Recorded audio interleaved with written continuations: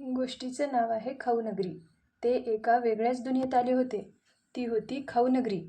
सगळ्यांनी खुश होऊन खाऊ खायला सुरुवात केली. पण त्याबरोबर काय झालं माहिती आहे? सगळे टम फुगले. मोठ्या मोठ्या फुगलेल्या पुरीसारखेच दिसायला लागले. आपण असे कसे झालो? सगळेच घाबरून गेले. आता काय करायचं?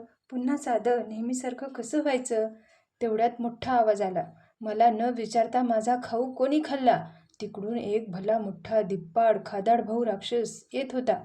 त्याचं नाव होतं खादाडेश्वर. या खादाडेश्वर राक्षसाचीच ही खाऊनगरी होती आणि हा सगळा खाऊ त्याचाच होता. त्याला बघून सगळे घाबरले. खादाडेश्वर म्हणाला, माझा खाऊ पळवणारे असे फुगून बसतात. मी कुणी घाबरत त्याला विचारले, सॉरी, आम्ही तुला विचारून खायला हवं होतं. पण आता काय करायचं? तुम्ही तुमचा खाऊ मला दिलात तर पुन्हा नेहमीसारखे व्हाल. आहे का तुमच्याकडे काही तुमचा आवडीचा खाऊ? क्युबो पुढे आला आणि त्याने खिशातून आणलेले दाणे खादाडेश्वरला दिले.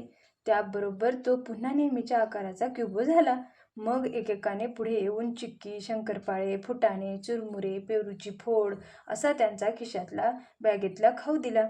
फिशिराने पण तिचा खाऊ एका पानावर ठेवून खादाडेश्वरला दिला. सगळेजण परत पूर्वीसारखे झाले. खादाडेश्वर खुश झाला. सगळ्यांची खादाडेश्वराशी छान मैत्री झाली. त्याच्या अंगावर उड्या मारत मजा मस्ती करत सगळे खाऊ खायला लागले. तू खाऊ नगरीत गेल्यावर काय करशील? खादाडेश्वराला काय देशील? आम्हाला कमेंट करून नक्की सांगा.